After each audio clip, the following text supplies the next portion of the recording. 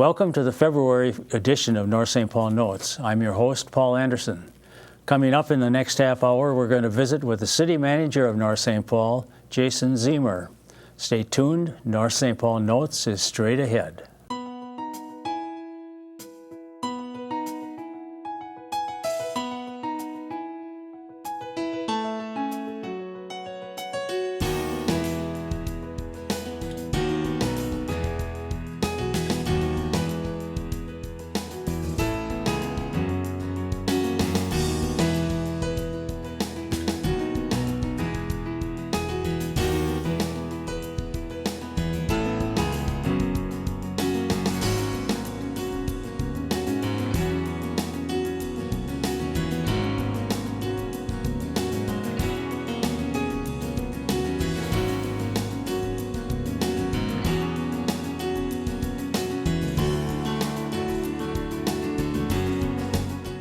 Hello and welcome to the February edition of North St. Paul Notes. We hope this show will keep you up to date on the news and events that are of interest to the residents of North St. Paul. Joining me today in the studio is the City Manager of North St. Paul, Jason Ziemer. Welcome, Jason. Thank you, Paul. Good to have you back again. You've been on This is the third time. It seems like we're on this time each year. Yeah, around this time. I guess so. Yeah, so you come out in the winter time. Yeah, right. Right. At least it isn't as cold today. Right, or the snow isn't as deep this time. That's for sure. Right. Yeah. Well, our objective, I guess, is to kind of talk about the city's some planning, some actually initiatives that have taken place, and I guess we want to talk also about the strategic plan a little bit and the things that are related to that. So maybe just as a start, we can discuss the strategic plan a little bit, and first of all, maybe you could tell our viewers what the plan is and just what it means. Sure. Well, one of the things we talked about earlier was that when we were here at this time last year, we were kind of talking about that the City Council just adopted a strategic plan. Right, yeah. So this is kind of an update on where we're going. And I think the one aspect of why a strategic plan is important or what it means to the community is a lot of times people will ask, well, where's the city going? What are the things that you're trying to work on? How is my money being spent? Those sorts of things. So a strategic plan is really that guiding document. It's a map, if you will, that's been put together by City Council, department heads, other staff within the city to really kind of give that tangible aspect for citizens, business owners, people that don't live in the community but are curious about North St. Paul, where the city's going in the next year, 5 years, and down into the future. And so it's one of those things you put these items on paper, you identify these are the things that we've identified as a priority. A strategic plan is kind of a 1 to 5 year sort of a working document. This is where we're going. This is why we make the decisions, why we make those decisions. And when we get into budget discussions, this is how and where we're going to allocate that money. Okay. So then people will get the idea that there is actually planning going on and that there is a plan that you are following. So right. You had mentioned before when you were on the last time that there were 6 vision statements, and let me just go over those quickly just to review what we talked about a little bit. The first one is community engagement and communication. The second one is residential character and neighborhoods. Then the third one was business and economic development, and then fourth is transportation, and then operations and services, and organizational development. Now, I don't know if you want to comment on any one of those, or maybe indicate what kinds of things are connected with those different items. I think they're all sort of interconnected one way or the other between each other. If you actually look at the last one, which is organizational development, in order for us to provide really good services, which is the one that you mentioned before that, in order for us to engage the community the way we'd like to engage the community and hopefully get people to engage with us, all of those things have to interconnect. And so we need to be sure that the staff have the training that they need, that are up to speed on the latest technologies or those sorts of things. So it's really important that we're continuing to work with staff to get education, continuing education, learn new things, go to conferences and seminars and be able to bring those things back to the city to share with their other staff members that can then maybe help improve the services that we provide. So all of those things are kind of interconnected. The first one that was listed there, which was the communication and citizen engagement or community engagement, that really was defined as the number one. None of them are in any particular order, but that one was listed as first for a reason, because it's something that the City Council is striving to do. We certainly know we're not perfect at it, but it's something that we're continuing to learn. We certainly know that, like I said, we're not perfect. We're going to make some mistakes, but we're trying to ensure that we're figuring out new ways of getting people involved to be able to provide input. And some of the stuff that I was going to talk about today are some of the things that we're attempting to do that with. Okay. That first one, as you mentioned, the community engagement and communication, that has to do also with the newsletter. And perhaps you were going to talk about that a little bit as to what changes were going to take place with the newsletter. Yep. So one of the things that we talked about last year when the strategic plan was actually being worked on before it got adopted was kind of changing the newsletter a little bit so it was more community focused as opposed to just kind of regurgitating a lot of the things that decisions that the City Council made or just events that were coming up, but trying to really kind of build more of a community involvement in it. So for example, we brought on introduced kind of a business section that talks about kind of a feature of a local business in the community. And a lot of the features that we've had have been businesses that have been in the community for a long time, and it's kind of fun just to kind of read about the different things that they've done over the years, why they've stayed in the community, those sorts of things. So we're really trying to build things that way, not just kind of give the information, but try to tell a story with it a little bit. That went from everybody was used to kind of getting that monthly newsletter in their utility bill when they received that in the mail or by email. And so because we were looking at a bigger newsletter with more information, kind of different stories, a different approach, it went from kind of the monthly to kind of a bi-monthly approach. So you got it 6 times a year. Through this last budget discussion, the council stated, we really like kind of the new approach. We do miss the old newsletter, so how can we kind of meld the two together? And so one of the things that we'll be doing is we will still have kind of the regular bi-monthly newsletter, but in those off months, we're going to have feature sort of newsletters. So for example, the newsletter that will be coming out in February will be focused on city finances and budget and things like that. We'll have 2 editions, one in April and I think the other one in October, on public safety, things from the police and the fire department about how to keep yourself safe, recreational burns, how to do that properly during the summer months as those approach. And then when you get into winter seasons, reminders about, when it's cold outside, don't let your car run with your keys in it, because you don't want to have the car stolen, and that's been something that, is always of concern. So we're trying to focus those things and really give that specific information about, certain topics and areas that are going on. And I think so we'll have the general newsletter that will have just a bunch of different stories, but then we'll have those really focused ones to help kind of give people more information about those areas that people are really interested in.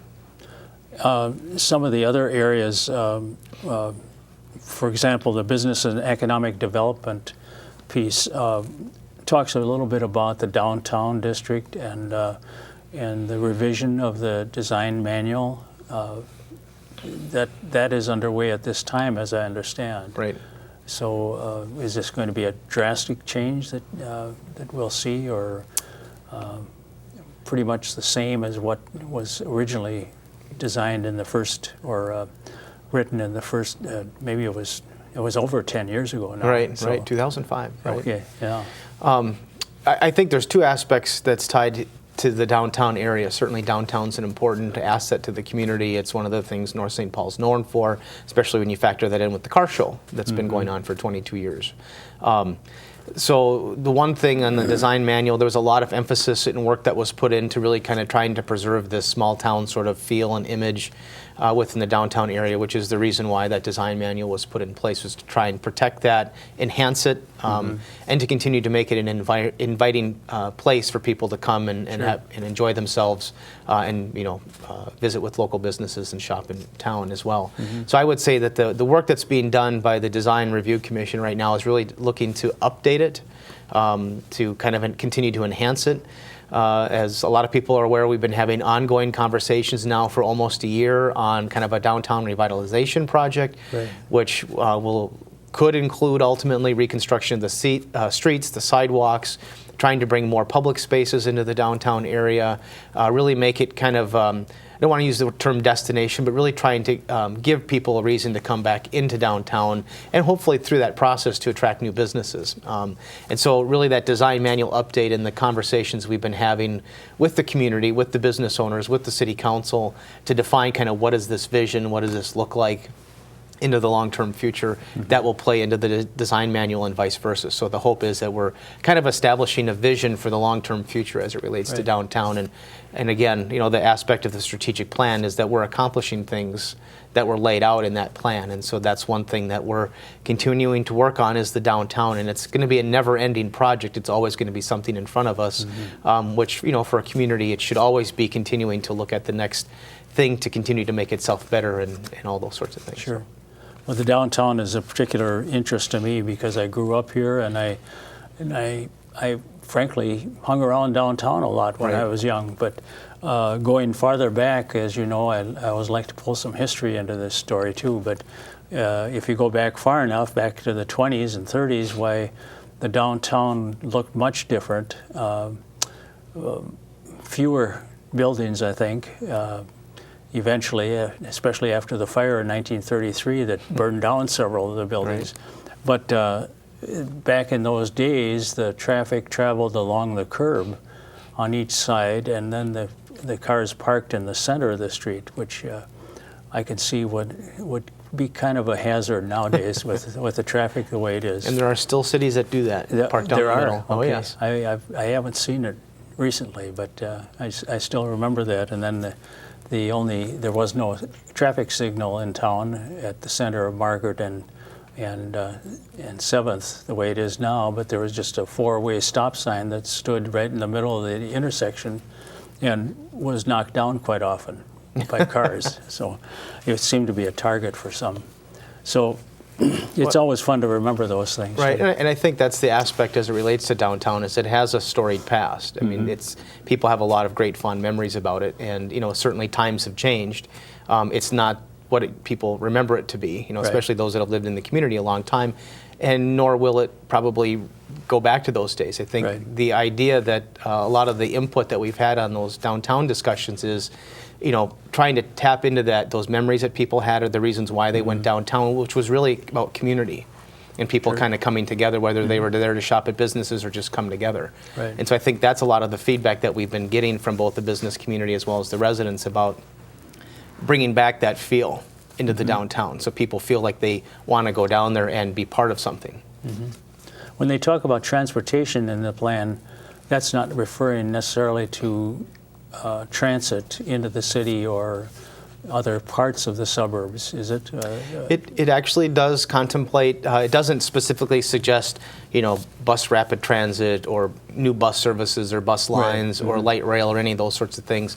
What it does contemplate is transportation, both connecting North St. Paul to other destinations, so whether that is by bus, making sure that the bus routes that we have are adequate, and we are meeting with the working with the Met Council to meet those needs of the people that would like to live in North St. Paul and get to work or shopping destinations, but also within the community itself, making sure that we've got trails and sidewalks and things like that, so people can don't always have to get in their car to drive from home to the downtown or to someplace, a park or someplace like that, that they have safe routes to be able to get to school, that the kids can ride their bike or walk to school, or that they can get from home to the post office with ease and not necessarily have to get in their car and drive there. So the transportation section really contemplates a lot of aspects. It also talks about active living and healthy lifestyles and how we're going to continue to promote that and be sure that people, the whole active living principle is about helping people understand that, you're closer than you think to where you want to go.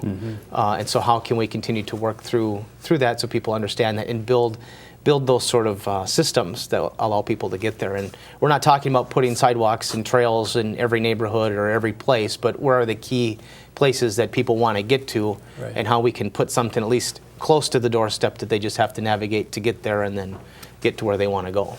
I think the bridge at Margaret Street over Highway 36 made a big difference for for those living on either side of the town, I think it did, certainly for me, it made it a lot easier to get to the downtown area. And I know it's still controversial. Some people still feel that it was a mistake, but you're always going to find somebody who doesn't like what the changes are. Right. And really on the transportation piece, or really any of the aspects that the City Council's been talking about, we have the Living Streets Plan that was adopted back in, I think, 2011 or 2013. And now you've got the Veterans Park that's on Margaret, right next to the bridge, which is across from the Snowman, which is adjacent to downtown, which is just down the road is Silver Lake Park. Sure. So you've got all these kind of key destinations, and in between all that is the Gateway State Trail that runs through there. So you have a regional recreational area right there that runs right through the heart of North St. Paul. How do you connect all those places together and really kind of build a community around those different things? Because North St. Paul on a scale isn't that large, and so for many people, it's not that hard to be able to walk or bike or take a different method of transportation, but we have to be able to give them those opportunities.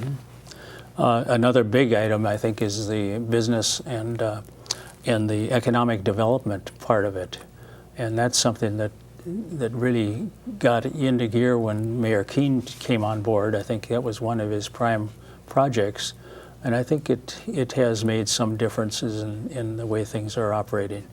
Is that your view too? Yeah, I mean, the one aspect, that people, we often get questions about what's the city doing to try and attract new business and keep the existing businesses in town, and that's something that we're always working on, something we're always talking about. A couple years ago, the City Council and the city's Economic Development Authority hired a national retail search firm called Buxton to come in to really kind of help us better understand who we are as a community and really kind of give us an idea of these are the types of businesses that fit the North St. Paul sort of profile. And doing that gives us the ability of going right to those businesses and talk to them about, you fit where you have other businesses located. North St. Paul's exact match for that. Now let's talk about why you should be here from that local perspective. So it's given us the ability of approaching those businesses, and we have approached a number of them, and a number of them are interested. But it's one of those things for a community like North St. Paul that's mostly redevelopment that it's tough. You're also competing with other things such as Woodbury, the Maplewood Mall, those sorts of things that everybody knows about. So we really have to define our niche and what types of businesses that we want here. And we know that we need some national type of retail anchors, but we also know within the downtown area, as an example, we'd like to have kind of those niche type of businesses that are kind of that destination place that you can't get anywhere else. And so trying to build on that and work on those sorts of things. And we have some of those businesses now, such as Law Garage and Gallery. We've got New Love Ice Cream and Chocolates that's going to be opening up. So there's a lot of businesses that are down there today that can help provide that niche. We just have to continue to work on to establish more of that, and then use kind of the outside of the community, the old Anchor Block site, the site out by where the Burger King is at, to really kind of provide some anchoring sort of things that will help. Once you get people to town, the hope is to keep them there with other opportunities that maybe they can't get elsewhere. And I think during the recession, it was a pretty tough time to get anything going. I see signs that things are improving, but it's a slow process. Right. So. Yeah, the challenging part is we're in the North and East Metro, and so that's one of the things that they said, this isn't necessarily an area that a lot of businesses are looking to go. But we also know that based on the information that we've gathered by working with this company, Buxton, is that we know that there are businesses out there that are looking to expand and that we fit that sort of profile. And so now we just have to really define our story about why we're extraordinary, hence as we've taglined with the new city logo, about why you should be here and what sets us apart from any other community that you could go to. And that's one of the things that we're working on every day to figure out that piece of it to get people in and really find a good place for them, because land can be a premium. So they have certain places that businesses want to locate. And so working with them to be able to say, here's what we have available, here's what's available in the community, whether it's owned by the city or owned by a private interest. And we'd like to work with you to be able to make those sorts of things happen so you can come here, open up, and be successful long term. So I would assume that you feel part of the benefit of working with a company like that is that you get some encouragement that maybe you're doing the right thing and you're on the right path. Right. Well, what we've said to people is our approach is, rather than the shotgun approach about picking up and cold calling every company and every potential business that's out there, it's more of a, rifled approach, because we know that these are people that they've all located in other communities similar to North St. Paul, whether it's in Minnesota or across the country. And so we know that we fit that business's profile. Now we just have to do the final sales job, or be that closer on a pitching team to be able to get them to come here. So it does give us more information that we didn't have before, but it's also up to us and really in the community at large to really help us promote why North St. Paul is the place to be for a business, or for residents for that matter. Regarding the strategic plan, do you feel that the feedback you're getting is encouraging, that people are buying into it and accepting the ideas that are coming out? Yeah, well, I do believe that to be the case. I think, it's that iceberg analogy where, 90% of the iceberg is underwater and 10% is above the surface. So the strategic plan in its written form is kind of that 10%. Here are the things that we're going to accomplish. It's the 90% below that not everybody always sees all the time, that's always being worked on, things that we're always trying to accomplish. But one of the things that we're trying to do with the strategic plan is, where there's opportunities that present themselves, is to engage the community. So, for example, we have a group of citizens and a business owner that are working on recognizing volunteers, so community service awards, and you're one of those that are working with us on that. And then we also have a group of business owners and residents that are working on community signage, wayfinding signage, entrance signs, the monument signs into the community, really about kind of the wayfinding signs are those little signs that you kind of see alongside of the road that might say, City Hall 4 blocks this way, Post Office 2 blocks that way, that sort of a thing. It's really about navigation, so people that either are in the community, have lived here a long time, or people that are new to the community kind of have an idea of where they're going. And the hope is, with the Gateway Trail that's there, to connect that better with downtown and some of the other parks, and so to be able to have some of that signage to help people that are coming to town know where they're getting to. So those are the types of things that we're really trying to get more impact or more input on, and a better result as an impact as a result of that. And so I think where those opportunities have presented themselves, we are trying to get people to participate, to provide input, so we're not making these decisions all the time in a glass box. Okay. Do you have any idea when this Community Service Award program will be implemented, or? Yep, actually this year. The City Council did take the recommendations from the committee that you were working on, and did forward those back to staff for some changes. They are looking to do the award program would begin in, nominations I think are going to start sometime in March. They'll be due in April. And anybody in the community can nominate anybody that fits, there's 4 different categories. Any of those criteria, then the City Council and the committee will then review those applications, make some recommendations, and then they'll be giving the awards out in May. And so that's kind of the first one. And then the Wayfinding Committee that's been working are putting together their recommendations, and that will come to the City Council in a workshop in April. And certainly the understanding that there's expense behind that, and so just because we've got these recommendations, the plan then is determine, okay, what are we going to do, when are we going to do it, and how much is it going to cost, so we can get that into future budgets for future years. Right. So it won't necessarily all happen at once. Right. So you're on the committee. So what did you think about the process? I think the reason why it's in the plan is because North St. Paul historically has had a long history of people that have volunteered, and it's important to recognize those people that do want to give back and make a difference in the community. One point I remember us discussing was, can someone nominate themselves? And I think the committee decided that would not be appropriate. We may be overwhelmed with nominations in that case. Right. Well, and I think that part of the conversation is there's so many people that are deserving of recognition in North St. Paul that they're probably going to have this long line of people that it's going to take some time to get to everybody. But I think the idea is every year, the hope is that people are taking the time to fill out an application to recognize somebody in the community that's really tried to make a difference, whether it's over their life, over one particular project. I think it's really important to recognize people who have given a great deal to the city, and I think it's time for that to happen. Just as the Design Commission has the award that recognizes people who make improvements to their property. I think it really makes a difference in encouraging people to do more. Right. And I think the goal with that sort of program is over time, the hope is, right now the goal is to start a little bit smaller, The hope is over time that will continue to grow and become a prestigious award, as it has in many communities across the country that do these sorts of things. Yeah.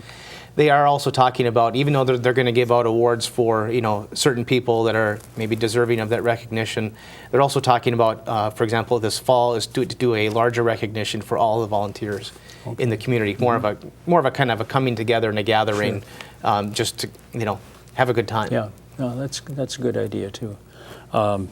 And it takes in a lot of people that wouldn't get the other awards.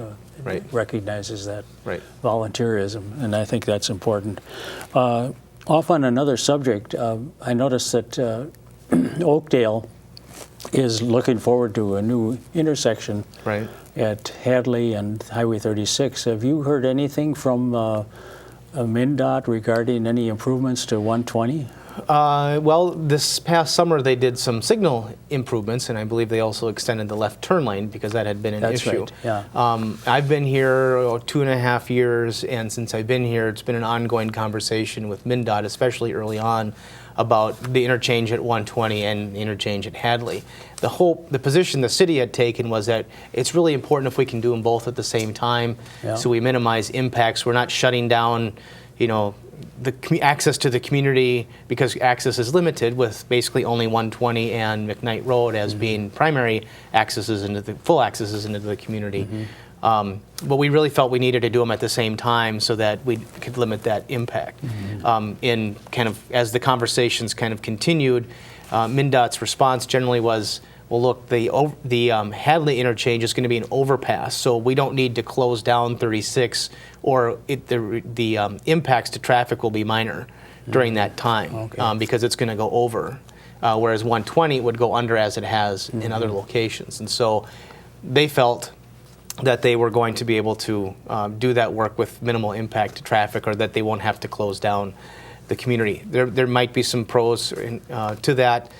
If at some point in the future 120 does have to be open for reconstruction, those sorts of things, Hadley could certainly be an area that can allow access to continue. The other aspect that people also need to understand too is that, one, they did get a large grant for that interchange project from the state. And then also, it's our understanding that Fleet Farm owns a lot of land in the area that's willing to donate the property to the state, to the project. And I also believe the city of Oakdale had been buying some property around the area to continue to move that project forward. So there's a lot of other things that have kind of come together. And it's not quite the same sort of interchange area as you have at 120, where you've got a lot of businesses, there's the potential land acquisition, those sorts of things that kind of impact that ability to do something there. It's a complicated question, I know. Any additional changes? We're almost out of time already. Can you think of any other changes right offhand that we'll see soon?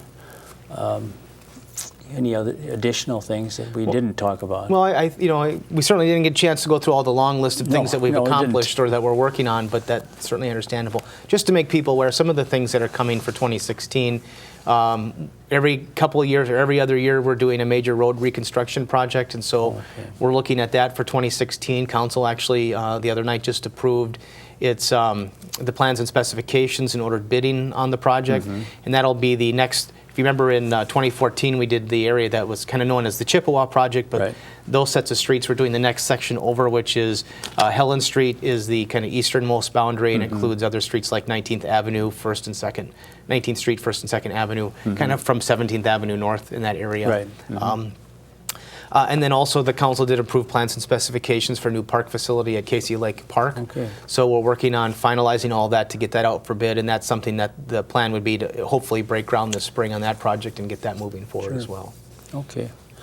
Well, I think we covered a lot of ground, but there's certainly more that could be covered, and we'll have to do it at a future time, I guess. But, there's always a lot of things going on in the city, and we're certainly always willing and wanting to share some of the things that we're working on, the successes that we've had, to get feedback from people on where we can make improvements, or things that maybe we aren't doing today that we should be considering or looking at. So we are open to those sorts of things. The council's always open to those sorts of things. And so we do encourage people to get involved, to provide some input, and at the same time to be patient, because as I mentioned earlier, this process about trying to engage the community more is going to be something that's always going to always going to be work done. There's always going to be things that we can do Right. different and better. But we want to work with people to figure out what is that right thing that will really Yeah. get the community engaged and involved in, whether it's community events or opportunities to provide input on programs, policies, those sorts of things. Sure. Well, thanks a lot for coming on and bringing us up to date, Jason. Thanks for having me. Appreciate this. We're out of time on this month's show. Join us again next month when we'll bring you more news about North St. Paul. I'm Paul Anderson, speaking for everyone at the City of North St. Paul. Thank you for watching.